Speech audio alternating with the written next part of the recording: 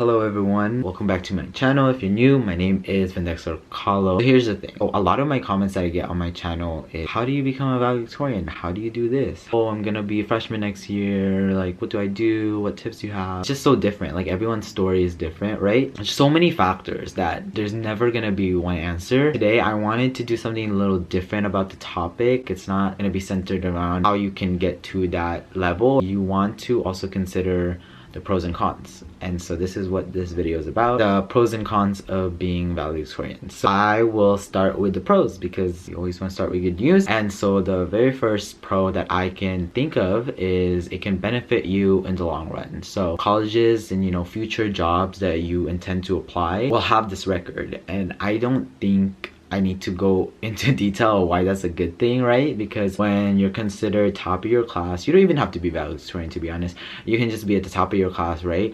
That kind of ranking position really puts you in a level of standard that kind of boosts your application and resume. Another pro that you can consider is that your scholarship awards when you apply to colleges will have a greater chance of being higher, and that actually pertains to me as well. However, I just want to point out it depends on the school, the college you're intending to apply and be admitted in, as well as the standardized test scores like the SAT and ACT that is also considered in your whole scholarship distribution process. In my personal experience going to ASU, I think my ranking was able to boost up my scholarship opportunities alongside my SAT scores. I don't personally do too well on standardized tests, but because my GPA is high and considering I was top of my class, I think that was a main drive to the scholarship amount that I got. And so I think that's also something to consider. Third thing is that you're actually subconsciously getting yourself more prepared for higher education. Everyone knows that being valedictorian doesn't come easy. You know that you put in the work, right? You know that you put in the hours to achieve this goal. During that process, you're improving yourself academically, and that means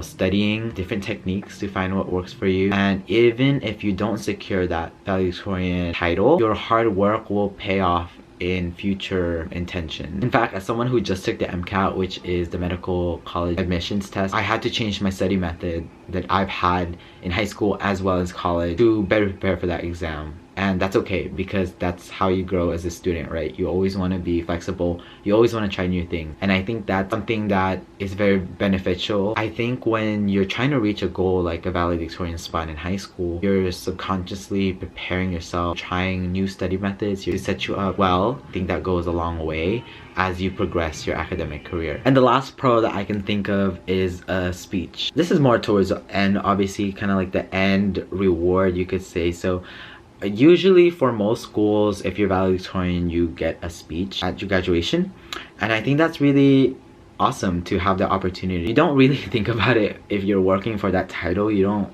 honestly have that in mind yet because you're working hard academically. Having that moment and to do it in front of your peers, your family, I think that's really beautiful. And as you've earned that title, you worked hard for that title, and I think that's a pro that people don't really think about. And I think when you work hard academically, it pays off in the end, and you should be really proud of yourself. But now to get to the cons of this title, the one thing that I noticed is, I don't think you even have to notice, it's pretty obvious that you take a lot of time and a lot of effort. But we already know how ambitious this goal is, right? And if you want it, you have to work twice, 3 times, even 4 times as hard. That's on you to decide. And I'm not saying like if you don't intend for the valedictorian, it discredits you as hardworking. You are incredibly hardworking as a high school student, whether you end up number 1 or whether you end up number 2 or even number 50, it doesn't matter. You should be working hard anyways. You know that valedictorian does take a lot more effort, and so if that's something you want, definitely something you already know, but I'm just kind of reminding you. And so the second con that I could think of, in the process of this, your mental health might be affected. In the world of social media and in a world of high school in general, actually, like, you're living in an era where making comparisons is much more easier, I think, and so that can get carried away sometimes, and that's something to consider if this is a title you want, right? You might be putting your mental health in danger. Please look out on your mental health first than anything else. When you realize that stress is getting to you, you need to learn how to stop.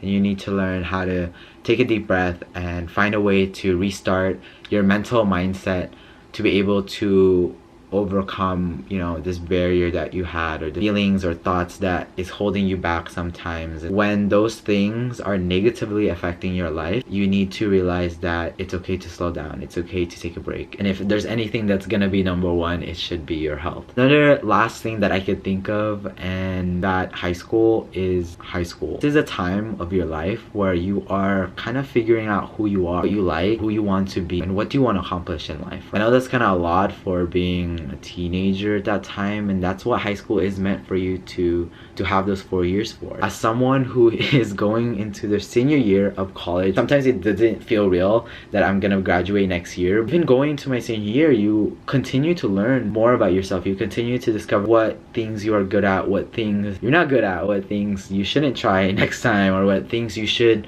you know, continue doing, or what things you should try to do. When it comes to having or reaching for that valedictorian spot, you might kind of lose sense of that passion, that drive, and finding what makes you unique. This developmental process in high school is very, very special. You need time to develop your own character and your own trait as a high school student. If you put academics always number one instead of taking some time off to build on yourself and to find more about who you are, I think that can be a bad thing, and you don't want that, right? Anyways, that's it from me today. I know this is a really short video. You probably noticed that I don't have too much pros and cons. Honestly, it's been almost 4 years since I graduated. I don't really remember too much of my high school experience, and that's because I think your college experience is so much fun. If you do plan to reach that goal of valedictorian, I wish you the best of luck. Hopefully it pays off in the end and it's worth it for you. Best of luck in your studies. Hit that like button if you haven't already, and subscribe if you would like. Again, thank you so much for watching, and I'll see you on my next one. Okay, bye bye.